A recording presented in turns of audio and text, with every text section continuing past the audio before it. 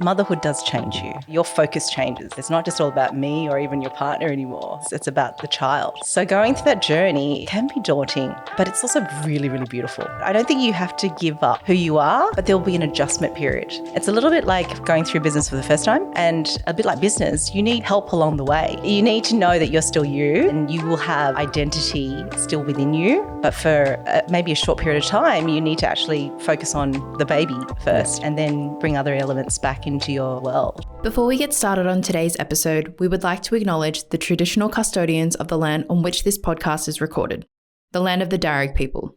We would like to acknowledge and pay respects to our elders past and present and the next generation coming through. Now, onto today's episode.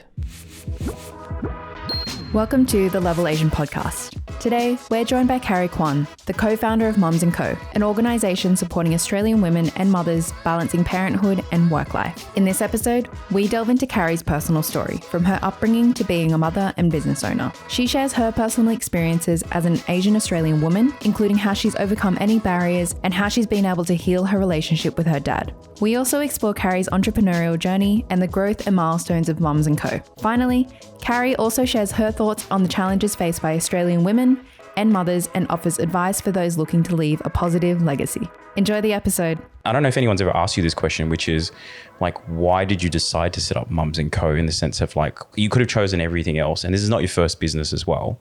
So when you decide you're like, this is the next venture, why Mums & Co.? Okay. We're on now? Yeah, we're going. Yeah.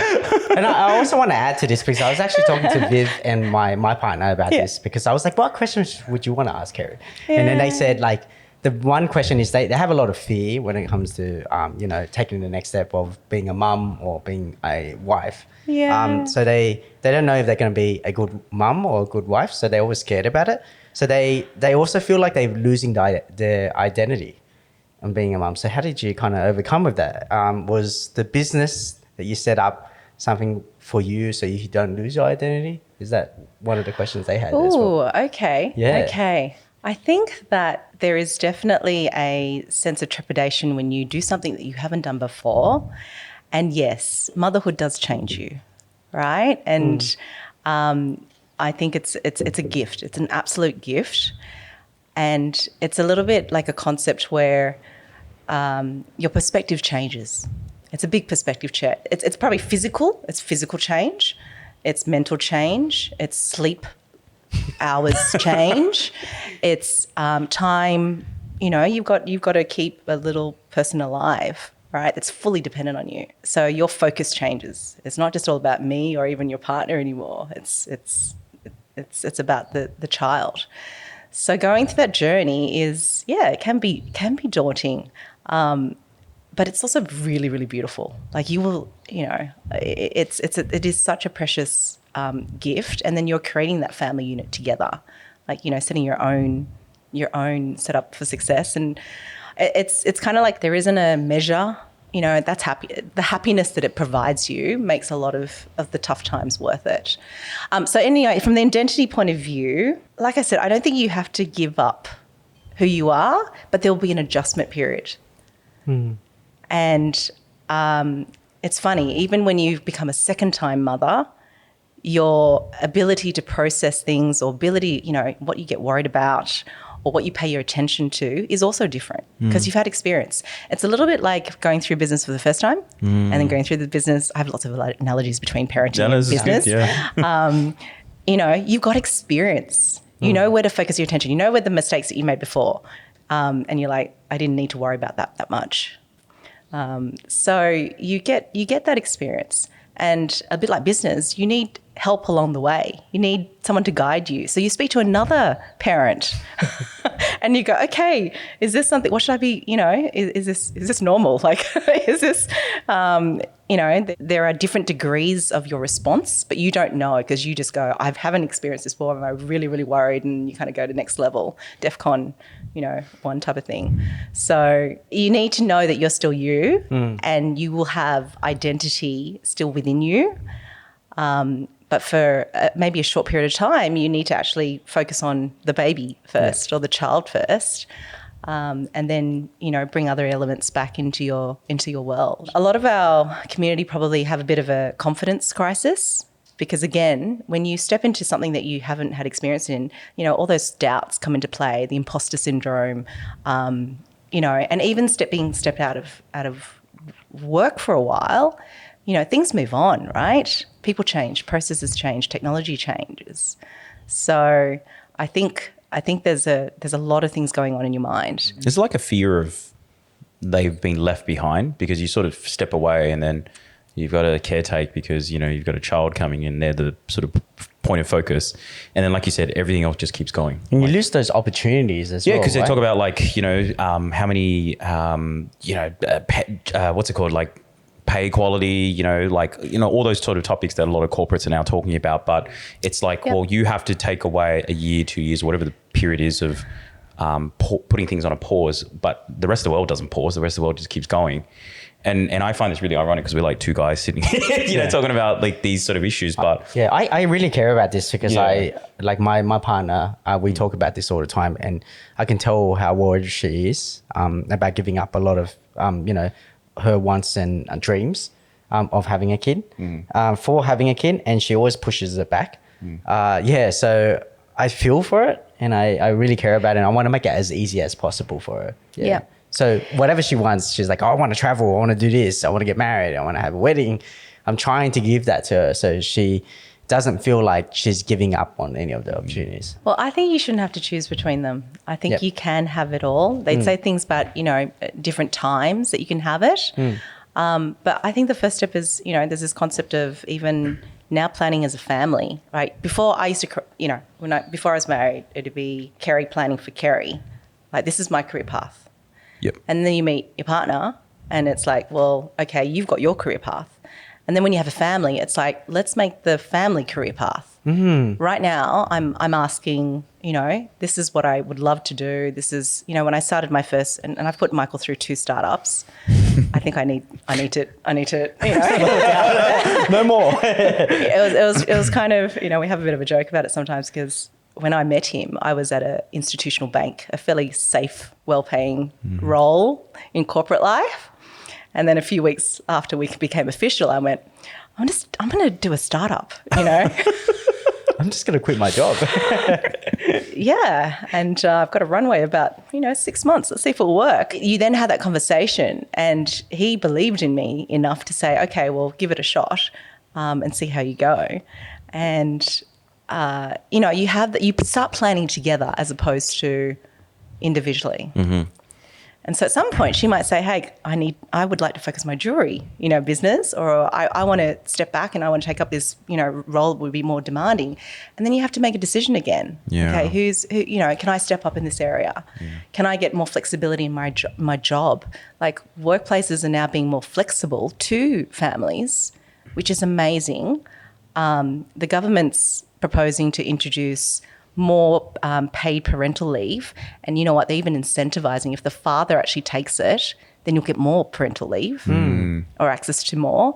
So things are becoming more equal in that sense. That's where the equity is. Like, caring should be an equitable role. Makes total sense. I think there's a fear that, at least with my wife, she felt like it was her job, like it was just her. And you were saying, like, obviously there's like a joint component. So yeah. I don't know if that's for Shirley, but yeah, and it's also part of the like journey as well. So me and my partner, we've been together for about, I believe, 6 years. Sorry, Shirley, I'm wrong. But yeah. So and I've noticed that our relationship has evolved over the period. And when we go through that, the weirdest thing about this, I feel like we go through this evolution and then this stage, and it just makes us bond stronger. And there were times where it was really tough. And then there were times where we had to go through that tough period, whether it's to start the business together, like, because we work together in the business. And it just makes us so in love even more. Because, like, we come back home and we talk about the business, and, some people would say, man, you guys are crazy. Like, isn't that boring? But for me and her, we just love and enjoy that part because we're building something together. And same with the family unit that you're mentioning. It resonates with me because I can see me and my missus go, like, when we bring up a kid later on down the track, it's just going to be some amazing things. And you're going to remember all those good memories.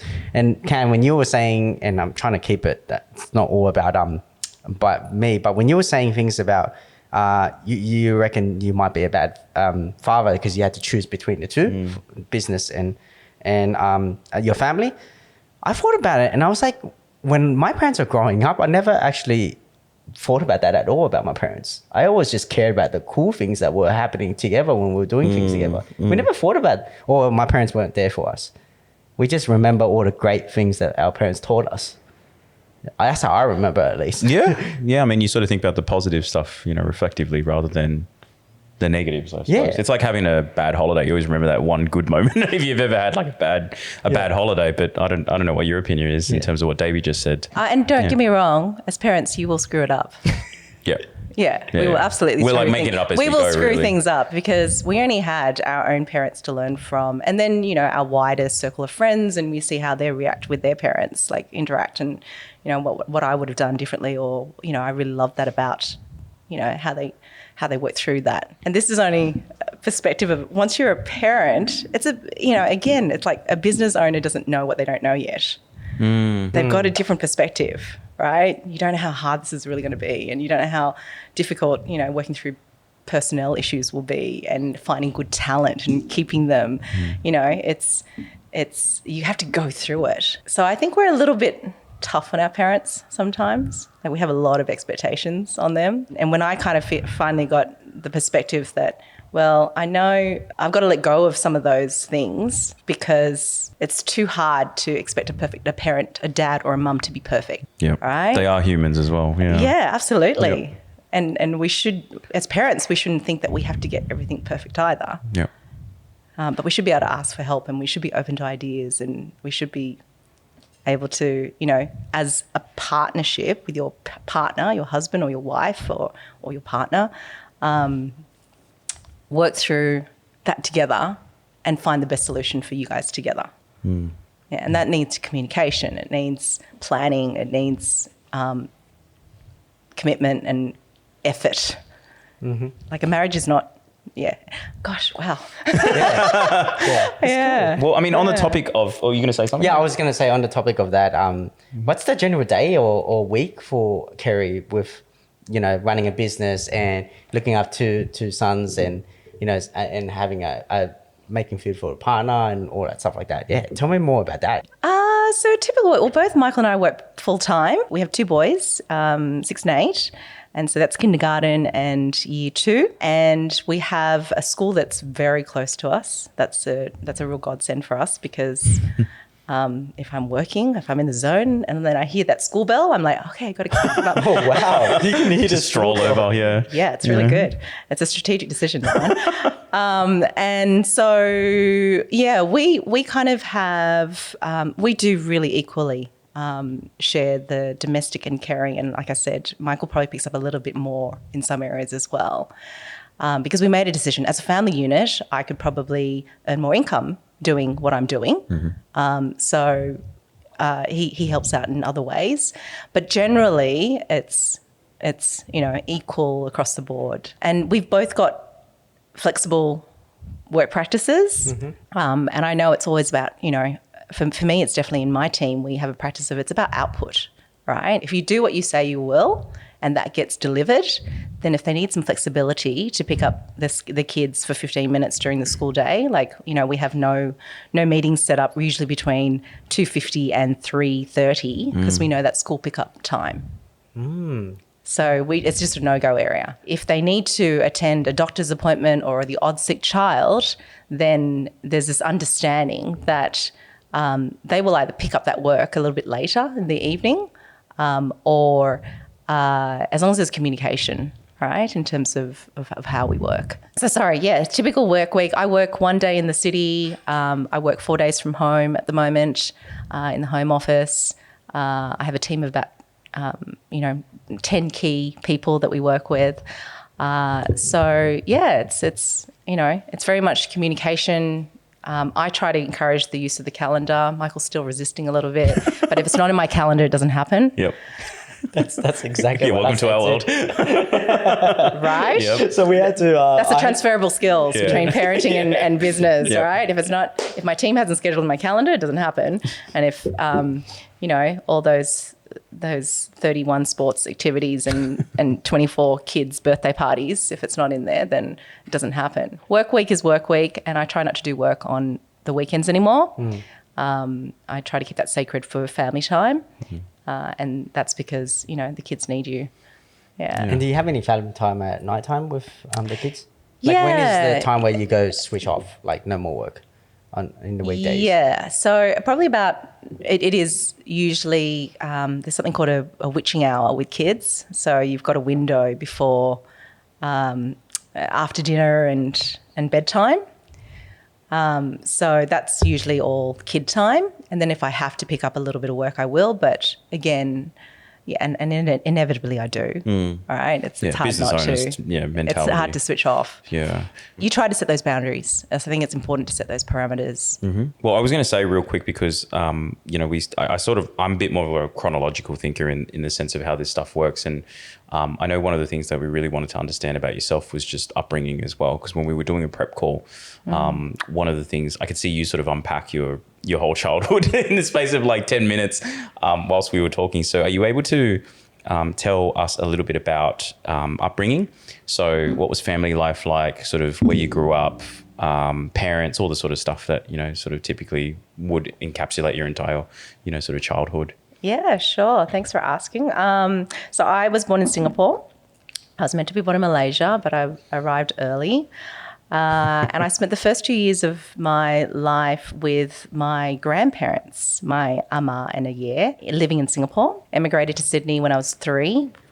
Didn't know how to speak a word of English. I was all Cantonese. And my, mama and yeah were very much instrumental for me to keep any of my Cantonese because they kind of refused to speak English. Even though they could. So I had a very big family upbringing. I'm one of 3 girls. I have 2 sisters and extended family. So we had lots of cousins. That was always a big part of my childhood. All our weekends centered around family activities. And did your family migrate to Sydney as well? All of them? Yeah, my dad actually came over here to study at University of Sydney. He's a civil engineer, and so he actually brought all our family eventually over. Yeah. So, his my grandparents, his sisters and their family and brother. So, yeah, we were very lucky to have that side of the family. I think Mum was really great at instilling a lot of some of the traditions, like the Chinese New Year and the Mid-Autumn Festival. Like, she's pretty religious about keeping those celebrations. She's traditionalist in that sense, yeah. She is, but I think they had a sense of, they grew up at a time where, almost had remnants of white policy Australia, and they had to, have some pretty serious adjustments. And so she was flexible. Mum and Dad were flexible. Yeah. They kind of took the best of both worlds. And I think that's actually something that's kept with me in terms of how I approach even my Australian Chinese. Like, even when we describe, where we're from. So my parents are from Malaysia. They were born in Malaysia. They're Malaysian Chinese. But I was born in Singapore and I'm Australian. So how do I describe myself? Third culture kid?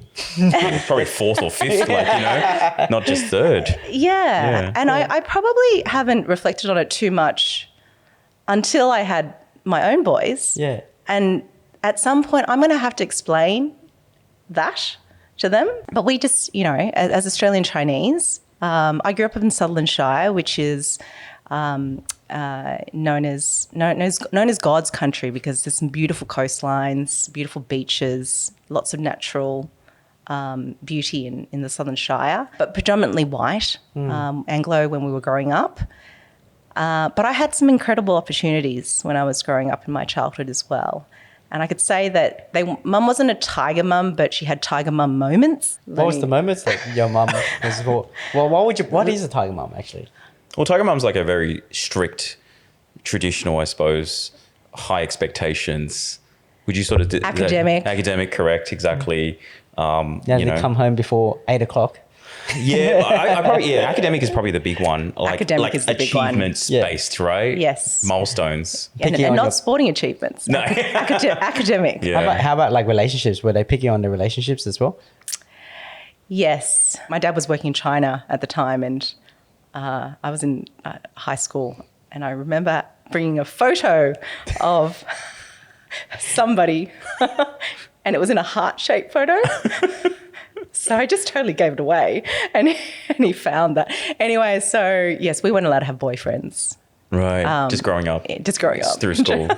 Until about uni. And then out of nowhere after that, they expect you to have kids straight away. Exactly. There's like a 1 year transition. You only need 9 months, right? And we weren't allowed to sleep over at people's, friends' houses. Like that was generally in that sense. She was quite strict, yeah. Yeah. But I don't think we felt that. I don't think we were restricted in any way. Oh, so you didn't feel like, because you were in Southern Shire, right? Which is a lot of, there's a lot of people that don't have that type of culture. So we're quite different, right? So people were going around, sleeping over a friend's place and, going out, but you didn't have that chance. Did you feel like left out at all? I think there may have been some occasions that, we hid the fact that we had a boyfriend. So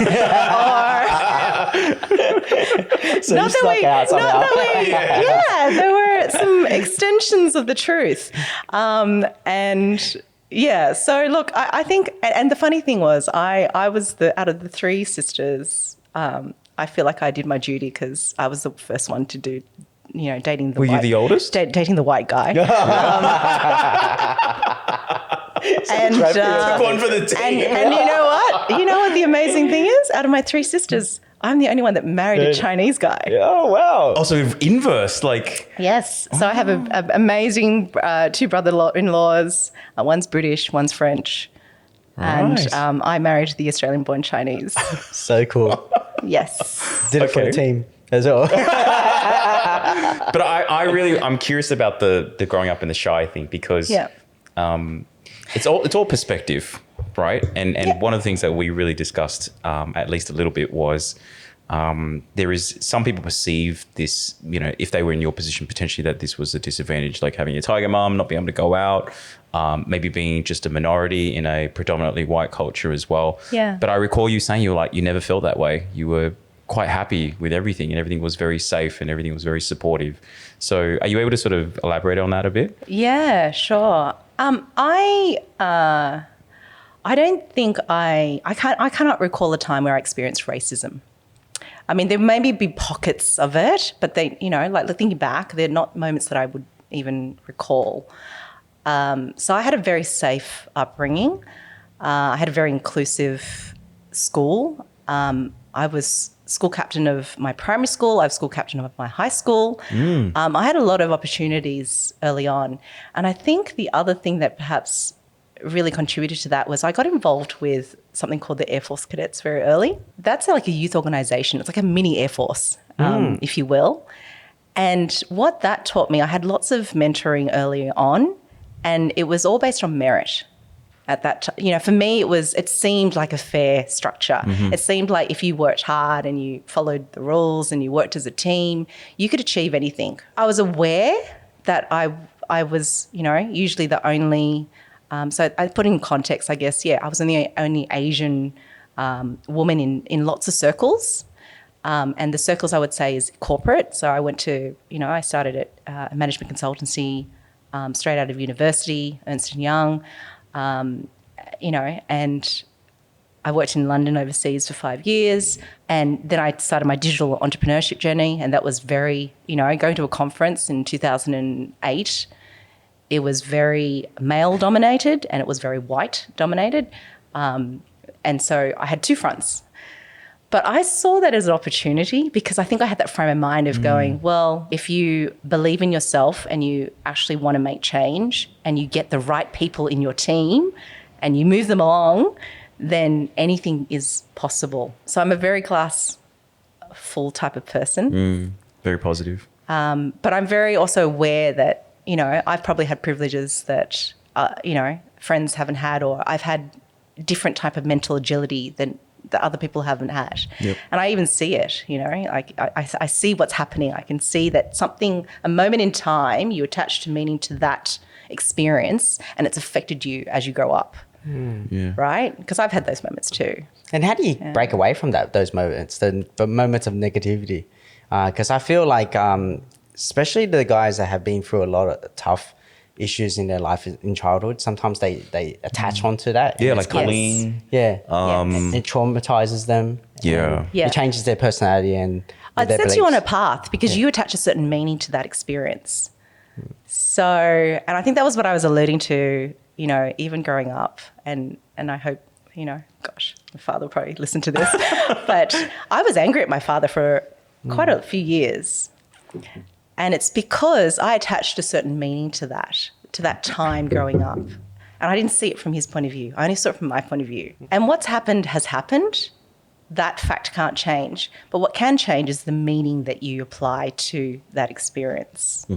And when you get more information and you get different perspectives, it's a bit like the diversity side of things right now. We're asking other people to be mindful of that we've had different experiences to them. So we've got to do the same as well. Yeah.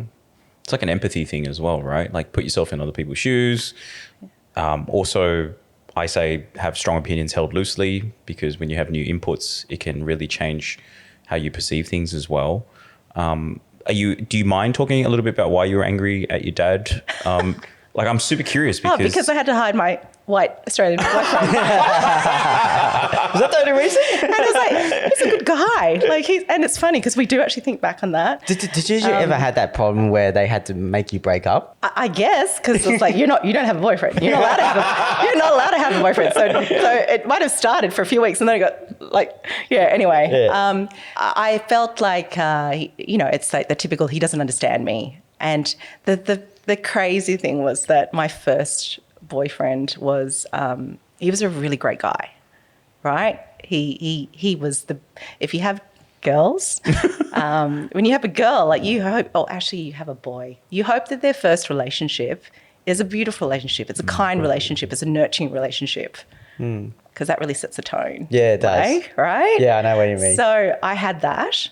And yeah, so anyway, it's so for Dad, gosh. Did you ever talk about it? I guess that's the thing. Or is it just something that just sort of passed?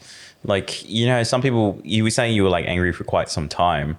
Was it just like, it was just that part of that sort of teen angst sort of growing up period, or did you guys actually talk about it? I think you get phases in your life because I've always been curious about people.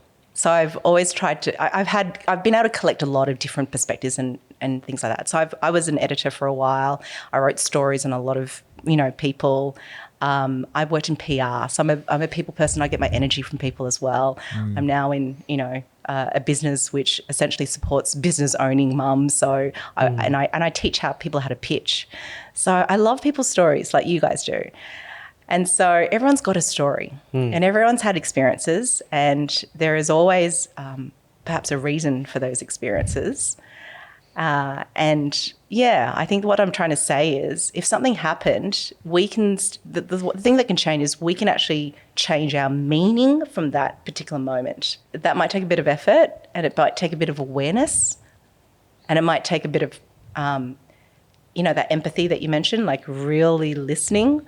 Or even asking a question. Parents, I think it's particularly Asian parents, they tell you what to do, but you don't ask them why they want us to do it that way. Because they don't give that context. Yep. They just tell us what, you need to go to uni. I'm like, okay, we need to go to uni. Well, right? the part of the reason why we don't ask why is because if we got asked why, we probably would be kicked out of the house after that. Because I remember asking why on a few things before when I was a kid. You don't talk back. You can't talk back. So that was one of the reasons why I was afraid of my dad. When you said that you had some issues with your dad or you hated your dad for a little while, I felt that as well. I remember my mom used to sit with me and he said, "Your dad loves you, Davey." I remember those words that she said to me. She used to say, Dad actually really loves you. Like, he's doing this for us. And I still remember those. And I remember the time where I just used to think, man, my dad treats everyone else good, doesn't like me. But it was just because he was just going through a rough time. in his life, working 7 days a week, doing what he needed to do, comes back home very tired. And I'm going through that right now, so I don't have a kid, but I know that that stress and that pain that he's going through, I can feel it. So I'm not sure if that's a similar situation with yours. I'm just trying to unpack what you're trying to hint to us. No, what was really, it was a self-awareness moment for me, and it wasn't even when I had a child. So that takes another level. When you have a child, you can empathize with what they did for you. There's another, it's very easy for us to judge. I said horrible things to my parents. I said, you don't have friends. You can't understand what friendship is, right? Yeah. You have that when you're young. You just don't. say things. You have. Savage, eh? You Yeah. say these things, and I regret it. And we joke about it now. Like because he knows it's not coming from a place of hurt. It's just I don't understand why you won't let me do this. Yeah. Because you want your child to be safe, right? I think Chinese parents are very protective in that space. They just want you to have a safe, easy path. But what I was thinking was, I actually said sorry to Dad for being such a crap kid during that time. And that was a huge weight off my shoulder. Yeah. Like that was a really definitive moment for me. And I must admit, I had a bit of coaching to get to that point. But it was a real liberating moment to actually go, I'm sorry for being so difficult, right? Wow. And then after that, it kind of changed from that. And then when I had a child, my perspective changed as well. I think Chinese parents are very good at setting things up, not explaining why, and then they don't affirm it with you. They don't tell you what they think of you, and they may not say I love you that much, things like that. They're not kind of nurturing and encouraging in that sense, but they set up everything else for you. Yeah. They put the hard yards to make sure you have safe security, house over your head, clothes, all the things that you need, necessities. But when you actually hear them talk about you to someone else, that's the gold. We should put like a camera on them. Spy camera. When Dad, I remember Dad being at a wedding, and he was sitting on another table, I was sitting on this table, and then I met someone from his table, and it's like, oh, your dad's been speaking nonstop about you.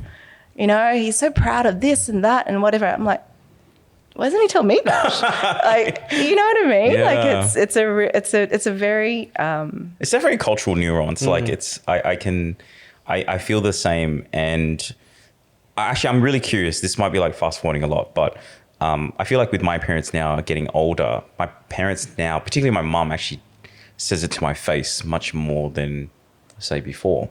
So she almost had like a moment or something where she realized, hey, like I've got to sort of, you can't just do it through actions. Like you've got to use the verbal affirmations. Did you have that with your parents as well? Did that change as well? I will probably say it. My parents are actually pretty good saying I love you, and maybe because they had 3 girls. But I see my husband's family is actually one of 4 boys. Yeah. Wow, your generation's like, it's like either all boys or all girls. Yes, because between my 3 sisters, we have 7 boys. Oh yeah, I saw that. 7 boys. Yes, we're consistent, if anything. So with Michael's family, I absolutely feel it. I know they love us, but they won't verbalize it as much. Yeah. Yeah. I want to bring it back a bit. You mentioned that you went to your dad and you apologized. Yes. What led you to that, and how did you overcome that? Because us Asian kids, when we grow up, we were brats, because now we're finally understanding what our parents and what they were trying to do for us. Give us the education and be very strict on us, because they didn't have that type of experience, and they didn't want us to take it for granted. Because back in China, back in Singapore, back in Vietnam, it was really tough for them. So they just wanted to make sure that we took on every opportunity. But that was so strict. That was so strict on us, and I just felt like we all feel guilty somehow with our parents, and all of us want to say sorry, all of us. So that's why I want to know, how did you build that courage? So I think at the time, it's a structure. I went through it's like a coaching program. Anyway, they ask you to choose a possibility. And my possibility was to have a good relationship with my father. Mm-hmm. So I chose, you decide, like if you can think of any possibility, it could be I want $1 million business or, I want to have that wide. Like it was could be literally any possibility. Right. And what they do is they help you through a framework of understanding what's stopping you from that possibility, right? And then they go take you back into the early depths of your, early years, and they kind of asked you to think about moments that shaped you. It's like therapy almost, like you said. It is a bit of therapy. Yeah. It is a bit of therapy. And then they kind of go through, okay, well, what meaning did you attach to that particular moment? And guess what? It makes so much sense. But that experience made you then see things in a certain perspective for the rest of your life, right? So they're just trying to help you understand how you form your way of being. It's a fixed way of being. And you can apply that fixed way of being to lots of different situations. But anyway, so with my father, I was kind of looking at what happened in my childhood that made me think that way, and then realizing that was the meaning that I attached to it. And then kind of they ask you to address it. They ask you to then go, okay, confront it, do something about it. Wow. And my something about it was just to apologise. What was his reaction? He listened and he accepted the apology graciously. And then I think he got off the phone because I was in another country at the time. And then I think he said to my mum, I think Carrie's done like a coaching course or something.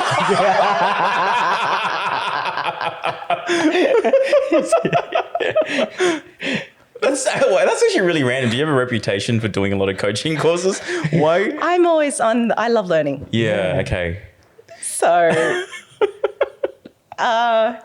yeah. And look, I still have, parents have this parent force, like it's like dad force. They'll always have this thing over you, right? You'll always perhaps never feel good enough or that you've done something well enough. And I think it's a bit like, like your grandparents. There's this halo effect. They're always going to be this elder that you respect because respect is a big part of our culture. Mm-hmm. You always want to do them proud too, right? So Yeah. So you put more pressure on yourself. Yeah. And then it's like, oh, that's stressful. Yeah. So you're in another country when you decided to do that. I was in London, at the time. How old My were dad was you in at Sydney. the time? Early 20s. Wow. So then if we're talking about like boyfriend, like issues around boyfriend and then moved to London as well, it sounds like quite a long timeline as well. You sort of held that feeling. Yeah. Until you sort of resolved it. Basically teens, Yeah, late wow. teens.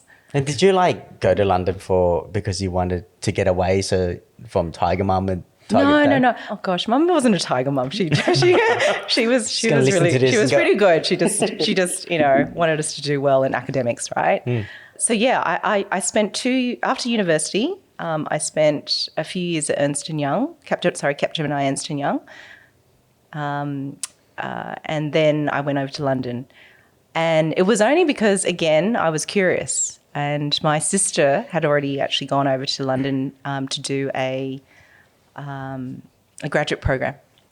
Okay. So I just followed. My sister's always kind of led the way in a lot of things. Nice. I'm that middle child that kind of she does all the worrying, and then I kind of rock up, and and then our younger sister comes up, and she's got both of us to learn from, which is amazing. So yeah, I kind of went overseas because I just thought, again, it was an opportunity. And did you talk to your sister about the whole therapy you were going through? Were they going through the same thing, or was it just what were their position on it? I think we had a bit of the classic, like Carmen. My older sister Carmen was responsible, very clever.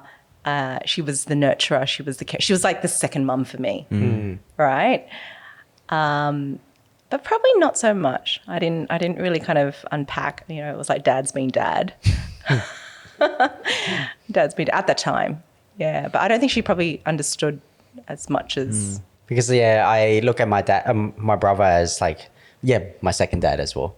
And I talk to him over the issues that I'm going through as well. And sometimes it's hard because obviously, there's a lot of respect they have for their parents, and they just go, hey, Davey, sometimes you just got to like fight the right battles, and sometimes you just got to let it go.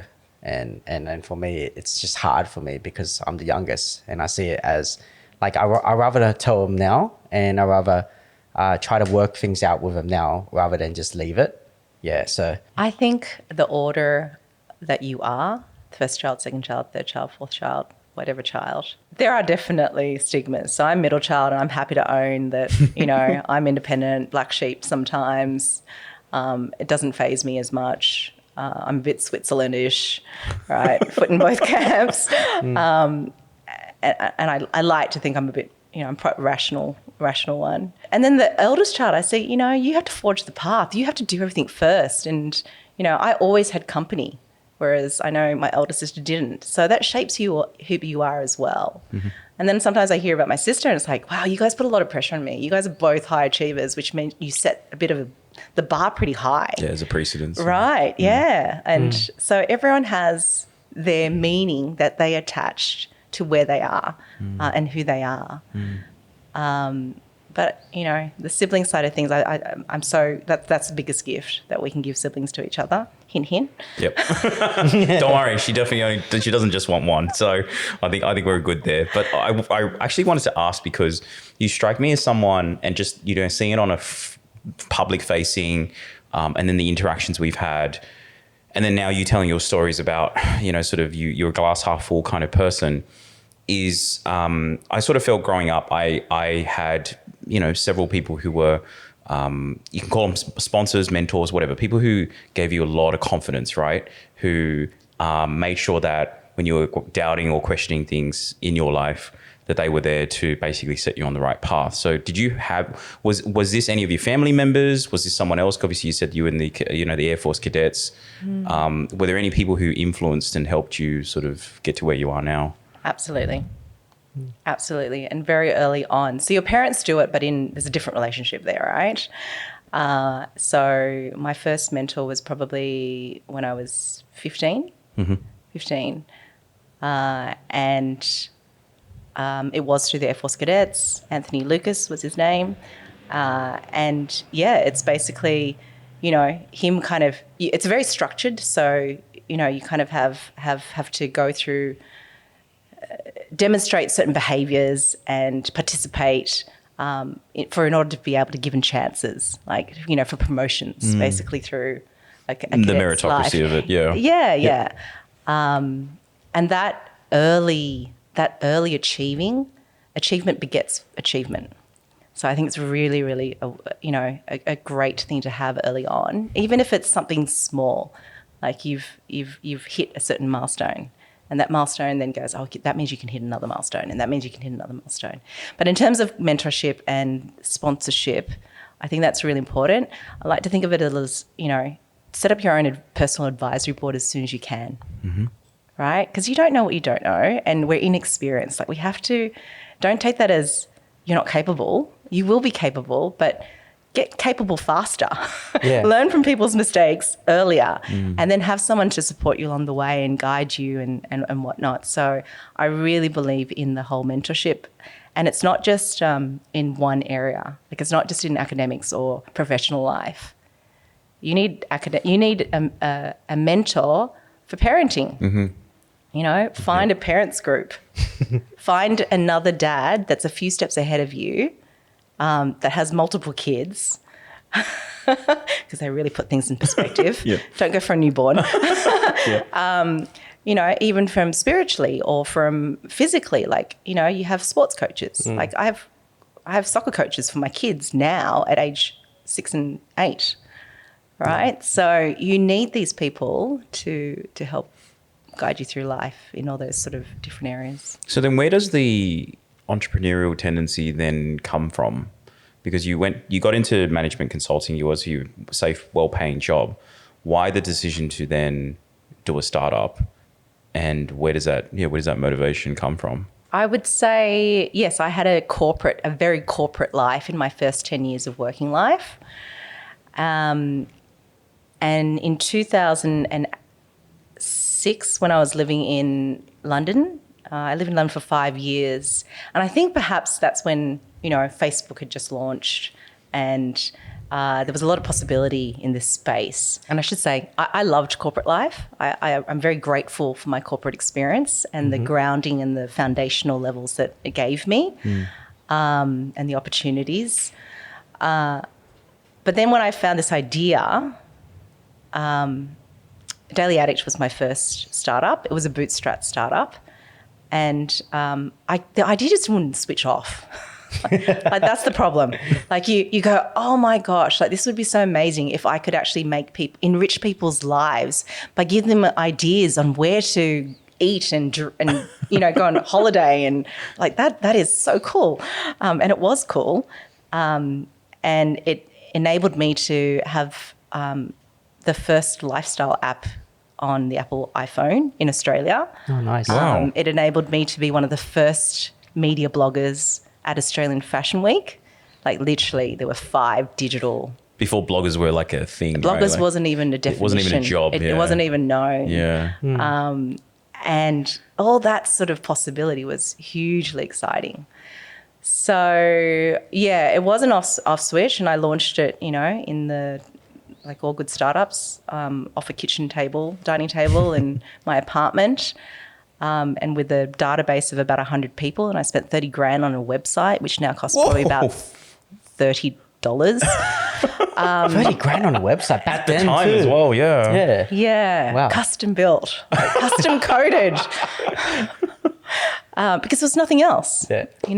But it was interesting because that was a time when, I was apologising for tweeting because it seemed rude to be on a phone, and we weren't a masthead or a magazine, so they were looking at us. The journalists were looking at us, going, why are you here? Yeah. There's a bit of sort of. And how big did you grow it? How many viewers did you have, and what was the email list? So in the first 3 years, we probably hit about a community of 50,000. Wow. Australian or worldwide? I was predominantly Sydney, Melbourne at that nice. time. That's even better. Yeah. Daily Addict. Yeah, so the database. And this was a daily newsletter. Like we were reaching people every day for that sort of 5 minutes of, I called it like this serendipity. We would give you one idea that would enrich your life each day. Wow. So that was Daily Addict. That was bootstrapped and made a lot of mistakes. But also, we created a whole new category, like digital media, digital advertising, and then so-called blogging and influencer marketing, etc. So that was a really exciting time. And I love the digital industry. Like that was probably what has still kept me. There's a huge generosity in the digital space. And then why did you decide that enough is enough, and then it's still going right now, right? Like it's you passed Daily it on. Addict is I've passed on the batter. There's a new team, and I'm in more of a board capacity. And then what happened was probably there wasn't a startup ecosystem, back in 2007 and 8 and 9. There were no incubators, there were no, there was no capital, there were no investors, like VC investors and grants and things like that. So it got a bit hard. It got really hard because when you're innovating, you almost don't want to sometimes be the first to market because it takes. So capital intensive. You make all the mistakes. You make all that, but you also have to expend a lot of energy educating. Yes. Right? Educating It's kind of the like, market. this is what an app is. Like, can you imagine having to explain? Every conversation that you have, you've already saved an hour of your time because you don't need to describe what a digital app is. Or what display advertising was. Yeah. So when you're creating a new category, you have to. It is this relentless mindset, and Yeah, you're trying to change consumer behavior, right? Like it's It's just kind of the early adopters will get it. Yep. But still you have to educate. You kind of say this is what the product is. And I didn't have the funding, didn't have, the right capability to get the groundswell that I needed. And then I became a mum. I had my first boy, and, I found that business didn't really suit business owning mums. That was probably my first-hand experience. And mind you, it probably doesn't suit business owning dads either. So it was kind of the start. It was the start of why I was really, really excited to come on board as co-founder of Mums & Co. So Mums & Co was a bit of a different entity. Mums & Co is actually an initiative that's backed by IAG, which is Australia's largest general insurer. They have brands like NRMA and CGU. And it was actually an opportunity to have a corporate-backed startup. So when you do this, right, and the reason why perhaps I think Asian parents can understand small business, but they can't necessarily understand entrepreneurship, because we go down the safe route. We want to have a safer path, and we want to go with industries that we know. The safe industries like accounting and law and doctor and medical, right? They're safe, like they're commodities. But entrepreneurship is like stepping into the unknown. You'd want it if you could guarantee security. Yeah. But entrepreneurship is not like that. It is stepping into the unknown, figuring out your customers, figuring out your products, figuring out your services along the way. So it's harder, right? It's a bit of a harder slog. And so that's why you wanted to set up Mums & Co, so you can support mums that are trying to do this, right? I was passionate about women-led ventures. I had become a mum, so I knew that you needed more help. I needed someone to advocate for me, right? Like So now you're there's scratching your own itch, basically. Yeah, and I have always had this pay it forward mentality, right? I do need to leave the world a bit of a better place, or I like that. That makes me that lifts my fills my cup in terms of I've helped you achieve your potential, no matter who it is, because I know that that learning has given me so much, so I need to pay it forward. Actually, that was what my first mentor said. Like now you need to lift everyone else up. It's amazing. We had two compass as well, and two said the exact same thing. It's like, it's for mentors, it's really important to keep the door open and, guide the next generation in.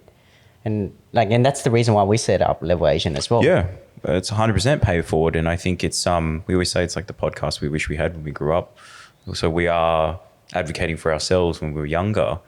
And, two talks about not shutting the door behind you because, metaphorically and also physically speaking, there seems it does happen, even amongst, let's just say the Asian Australian cohort, often you get these trailblazers who do wonderful things, and then they become inaccessible, or they don't necessarily support the next sort of group coming through, which is a real shame. But it's exciting to hear that you're sort of thinking about it that way. Particularly, with mums and that sort of stuff as well. This episode is produced and brought to you by Social Wave. Social Wave is a strategic content marketing agency helping businesses grow revenue using video, podcasts, and SEO. Head on over to socialwave.com.au to find out more. Now back to the show.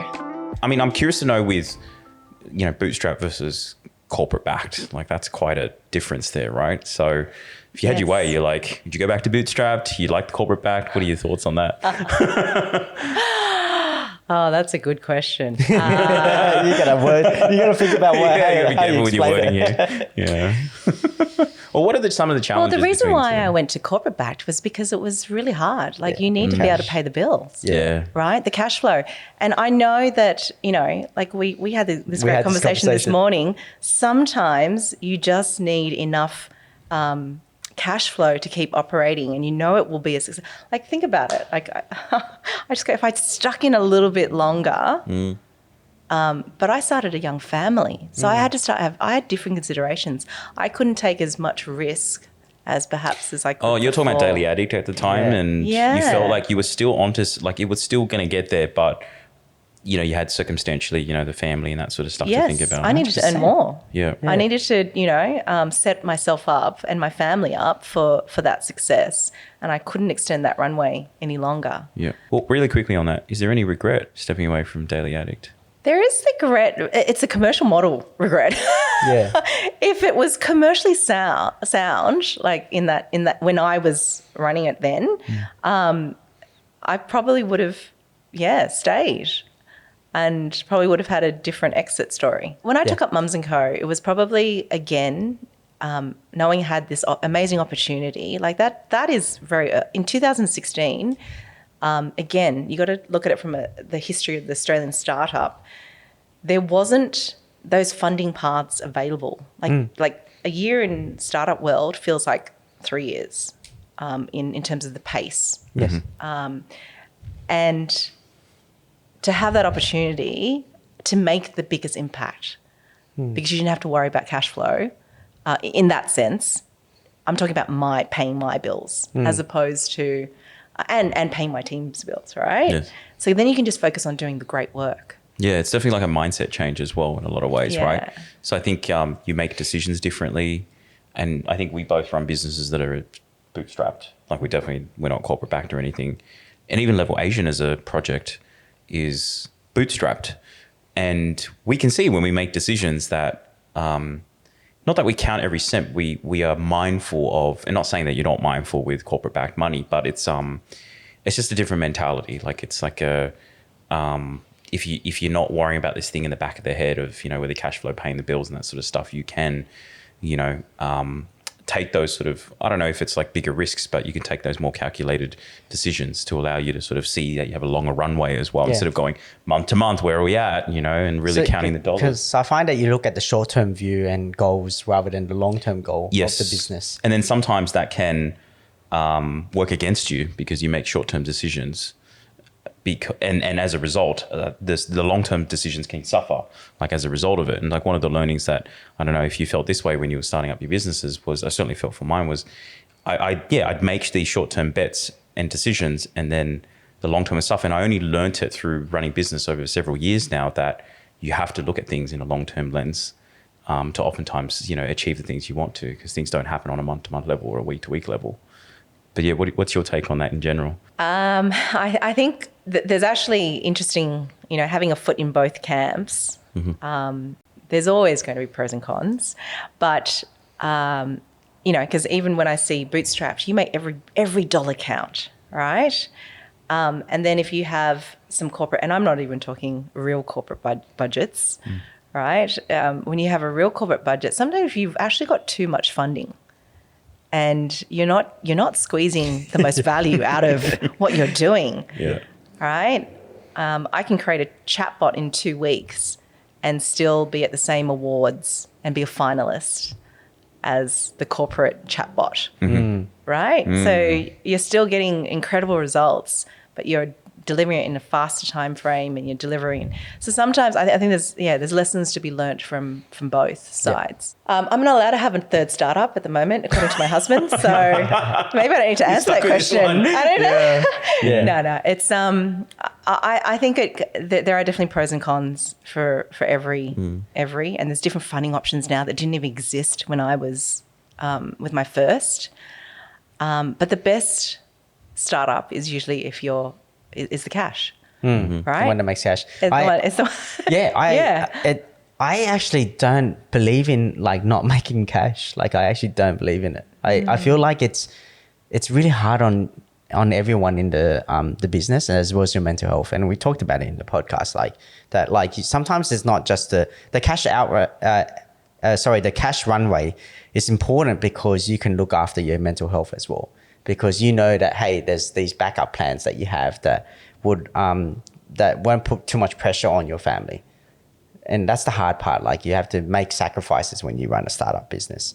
And as long as you at least have a bit of cash to support yourself and your family and your employees' family, then you can make better decisions for the business as well as your family.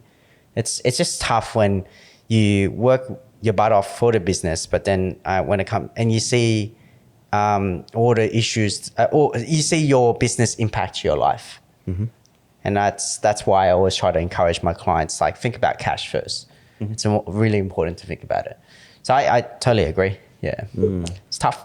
I was going to say, growing Mums & Co, like, can you give some context around how long you've been doing it for, Mums & Co specifically, and then what are the big milestones? So whilst you were sort of growing this out, you know, what were some of the big things that really worked out and helped it grow? Yeah, so Mums & Co is, we exist to help women in business grow, and we advocate for her ambition through our digital membership, and that gives her access to things like strategic guidance, to build deep networks, to access resources and support at any stage of her business. And we're national, accessible to the regional and rural business owning mums. Diversity is a big thing for us. We speak to the 7% of business owning mums who have disabilities, the 7% who are single, the 12% who have disabilities,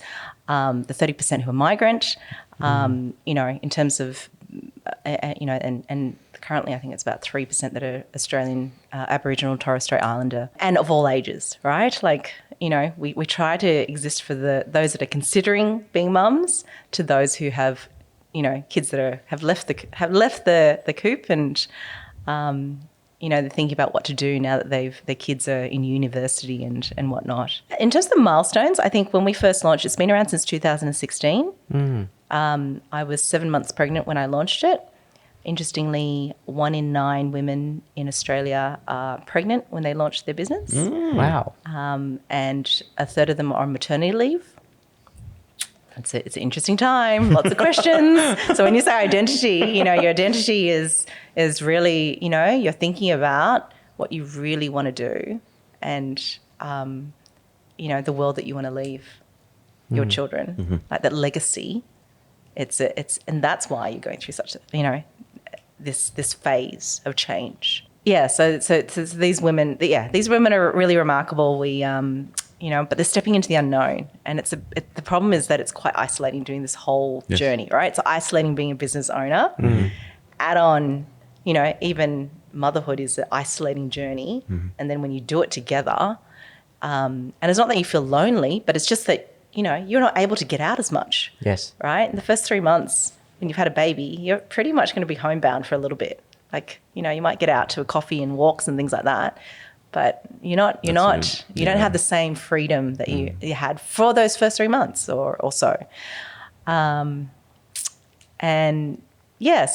we launched an MVP in 2016 after 3 months.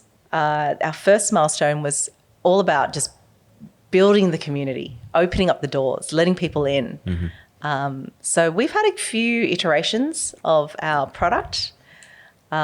We've probably launched 2.5 different subscription models. We launched one just before COVID hit. Yeah. And then we actually just launched one on September. So we now have 4 tiers of membership to cater to, those who are community. They just want to sort of get an idea and they want to get their business up and going, through to standard, through to premium, and you sort of add on features as you go. So some's just about upskilling and networking, but if you want more promotional opportunities and visibility opportunities, then you go for the premium. But you can also add on as you go. So that's probably been a big milestone as well.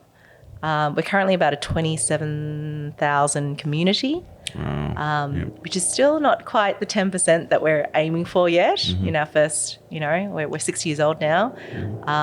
But there's about 365,000 business owning mums in Australia. Okay.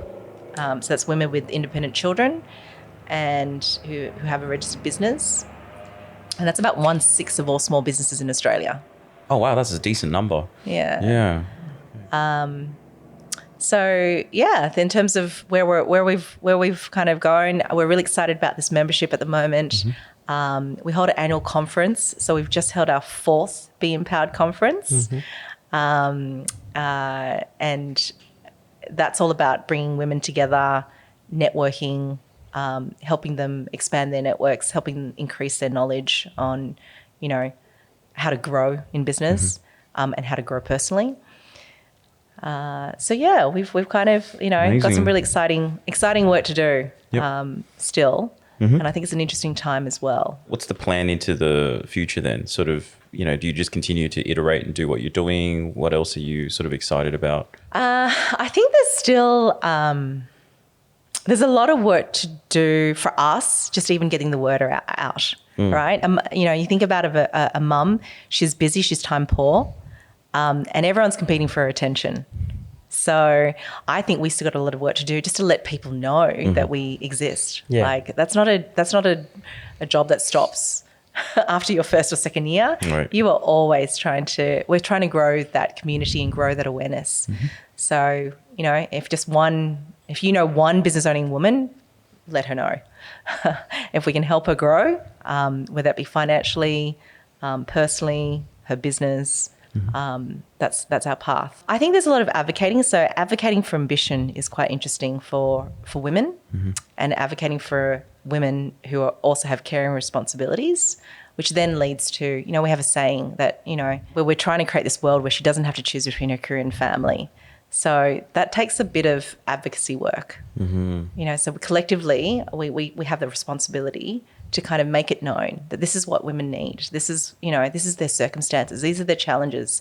They need childcare support. They need accessible childcare, good quality childcare. They need their partners to get involved, and champion her. And we need diversity. We need to have different, and then that kind of trickles down, because when a woman starts a business, it's a bit like she sets up these ecosystem of relationships, and she's buying from other women, and she's collaborating and exchanging ideas and being more productive. She's, I think there's something like a small business owner woman will employ about 6 women. And if you have a female founder and a female executive in your startup, you will have 2.5 times more women in your company. Okay. So there's a case for it.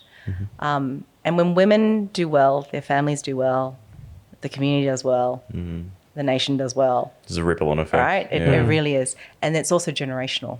Yeah. It's not just our generation, right? Because my sons will see that I work. Yes. And they'll expect that you both do work and care and domestic. So there's lots of work for us to still do. Yeah. So then you touched on, like, obviously a percentage of the community are minority, and more specifically because, an Asian podcast, Asian women. Are you seeing any unique challenges for Asian mums and Asian women when it comes to this? Yeah, I really had to think about this one. And interestingly, there are levels. I think it's challenging being a mum, no matter what background you are. And it's an amazing journey and a rewarding journey, no matter where your background is. But I do think there's things like we have to be aware of unconscious bias and conscious bias, because that still exists, especially in perhaps workplaces where, if you look above senior management, it's still predominantly more guys and more white, and the diversity is not there. Maybe we have this. It comes back to the respect thing. I was kind of speaking to some women about it, and they said, well, challenging seniority is actually harder for them. Yes. Right? To actually go up and say, we've heard that before. Yep. Yeah. And that's an interesting one. I don't know. As a startup founder, I've never let rank affect me, because I always think you're a person at the end of the day. Like, really, you're a person. Yeah. Yeah, no matter what and we don't care about titles. Like, a lot of startup people don't care about titles, right? Yeah. We do everything. We can make exactly. I'm like male person and garbage, CEO, janitor, same thing. Yeah, exactly. Like it doesn't, but it does exist. What was the other? I was thinking about. I wonder if filial piety has a role to play as well. Like an obligation to. I think like the generation before us, they're the nurturers. They were the ones that gave up their, time. I know my mum and my mum-in-law, they looked after the children. They took time out of their career. They're the nurturers for the elderly generation, the younger generation. So I think that has maybe that pressure or that obligation that you feel to do that. And I think it's around, coming back to the role models. Like you don't see that diversity perhaps. And that's something that we have to we have to break through. Well, I think you're doing it because you're Asian female, you know, like leading your own business and doing very well. And when you were talking about challenging seniority, we had a guest on, Karen Lun. She wrote a book and she did a lot of research into this. And she said one of the interesting things with the research that she found was the Asian mentality around respecting seniority and how we seem to somehow unconsciously perceive seniority just like the way we treat our parents. You don't talk back, you treat them with respect, you have to be very careful about sort of how you act and how you carry yourself around them. And then that transpires into the workplace and in corporate, for example. So it's interesting to hear you say that and then what she's saying, because it's really the same thing. So it seems to be an issue, like obviously, clearly it is, right? And I think there's I'm very fascinated in communications and connections and the messaging, you know, what people hear. And I'm also very fascinated about the art of influencing and persuading, and for good, right? not for sales or things like that. It's just more how do you get buy-in from someone who's senior to you. And it's almost like leadership, right? End of the day, to get people to buy into your vision so that you can bring everyone along, you need them to come on board. So I actually think there's a way to respectfully challenge. And I actually think that will end up getting you in a better position, even if it's just to get it off your chest, right? That you haven't felt like you haven't been listened to. yes. There are ways to perhaps go, you know, phrasing it things like, how might we do this, you know, and then maybe depending on what it is, it's also, you know, how would you approach this? If we wanted to, you know, if we could actually imagine this type of outcome, how would you approach this? Who do we have to get on board? And what do you know, and then working through the objections and the concerns and things like that.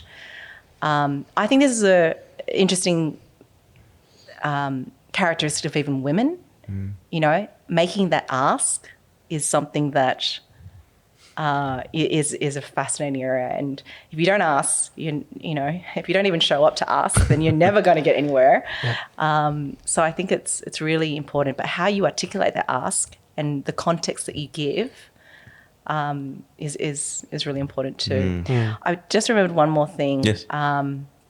With Asian mums, and it's around a sense of perfectionism. And maybe it's an Asian thing as well. We're hard workers, right? We put a lot of care into our work and pride and commitment. And not to say that not everyone does, but I have heard of instances where maybe leave it to her because she'll kind of work harder at it, or she'll put her hand up for it. Yeah, that's an interesting one. And then also from a self perspective, I think maybe the Asian mum is a little bit harder on herself because she's trying to have that sense of perfectionism. And we got to be kinder to ourselves. Yes. Like literally, we have to have that. Motherhood is a messy journey. Yep. So we should allow for 20% messiness. Yeah. I can totally resonate with that because, I mean, I talk about Iris, my wife, all the time, and she's a perfectionist. She, only child, daughter, wife, now soon mother, daughter-in-law, you know, business owner, and the tendencies that it's maybe it's like the Asian mentality, like, you know, failure is not an option, or like, you know, they sort of crucify failure. And so there's this fear of failure and making mistakes because it's seen as a form of, either failure or weakness. Yeah. My partner's the same as well. Yeah. So she never so we work together as well. She never likes me putting her on the spot. And when we prepare for meetings, she wants to fully know what's going on. Wants to be in control. Yeah. She's like, I need to prepare for the meeting. You can't just pull me into a meeting. And I'm like, surely you don't need to always be preparing for a meeting, because sometimes it's a meeting about discussing about things we've done wrong. Like, it doesn't have to be perfect, but she always needs to prepare. And I'm like, it's like a perfectionist thing. And I get it. And I try to play to her strengths sometimes, but I also want to try to encourage her to get out of that comfort zone, because if you don't get out of that comfort zone, you're never ever going to be uncomfortable with the sort of unknown, I guess, is probably one of those things. It's actually progress is more important than perfection. Yes, yes. So just keep moving Start forward. and do, keep right? moving forward. Take some action. But it's like, and it's a bit like, you know, the analogy is in startup. I would never ever launch a website that's perfect ever, because I know that I wasted a lot of people's time in getting it that perfection, because the pages that I thought everyone would go to, they're not going there. What about that Because they're all over there. Yeah. Because that was $30,000. That must have been perfect. So you better be visiting every page. That's right. Reading every single word, doing all the actions, the CTAs that I want. But I get what you're saying, because you know, I know with startups, there's always, I heard this analogy a long time ago, like your MVP, minimum viable product, is essentially like if you're building a car, get, you know, the chassis, the frame of the car and the four wheels out onto the road. Yeah. And then, you know, road test it, see what the feedback's like, and then keep iterating over time. And I think people who maybe necessarily haven't been in business or experienced business or even a startup environment don't quite understand that. And like you said, it can be very isolating for mums, not just Asians, but just, you know, anyone starting business, I guess, in general, is that you've never been taught this sort of stuff. And so you just go in thinking that, and particularly those who work in corporate's the opposite. Corporate's all about control, making sure everything's perfect, ready to go. Due diligence. That's right. Yeah. That is the word. Exactly. So it's interesting to hear you say that, you know, particularly with, say, Asian mums or just Asian women in general. But I think it's an Asian thing. Like, it's, you know, it just happens so that you're sort of dealing with females for the most part. But I think it's actually an Asian thing in general as well. I was going to ask you also, one of the things that we had an interesting discussion, again, just before this call, and you touched on this, which was legacy, right? And that is intergenerational. We have debated about this in the podcast in the past about whether or not you leave anything for your children afterwards. And we've had a debate. My thoughts are I wouldn't. I don't know. Yours, you were saying you wouldn't. I wouldn't as well. Yeah. And we've got our own thoughts, but I'm curious to get your thoughts on this as well. So can I understand would you, if I was like a 10 million, I had 10 million wealth fund, would I actually pass it over to them? Or property portfolio, would I pass it on to them? Like family nest, your trust funds, you know, your assets, right? Would you pass that on to your kids?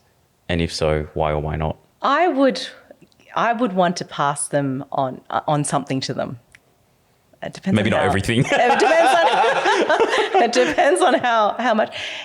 Yeah, and because I kind of believe that we're going to be raising good humans. All right, and I would like to give them the best opportunity. And we've come from fairly grounded, like, you know, they'll go through the shopping aisle and they'll go, I can't buy that tuna because it's not on sale. Like, they know that. But when it's on sale, they're allowed to buy, you know, like I open my pantry and there's like 20 cans of tuna. So they have that sense of gratefulness, and, you know, you have to work hard and be clever. So yes, look, I think I would leave them. And there's no right or wrong answer to this. There isn't. Yeah, it's No, just, I'm curious yeah. to get people's understanding of where they think of it. Because again, strong opinions held loosely. I'm happy to have my mind changed. I mean, I sit in the camp of right now, nothing, just partly because I'm probably a bit more of a minimalist and I value experiences more than material. Not that there's anything wrong with material as well and intentions. So yeah, it's interesting to hear sort of what your thoughts are because on I that. feel like to make a bigger impact as well, you do need to have some resources. Like, you know, Can't start from ground zero. Yeah, I don't want them to have. You know, again, it's like you don't want to have them to be stressed or fight that hard. As long as they make good decisions, like as long as they're useful, make good decisions, you know, and I can trust them to do that, which I'm sure I will be able to. Yeah. I think it's. Yeah. Makes sense. For us, it's like we're worried that we'll spoil them. Because when we grew up, we had nothing. Which is what you're talking about. Yeah. You know, like you're saying, your kids are grounded. Yeah. I think our concern is really just around the entitlement. Yeah.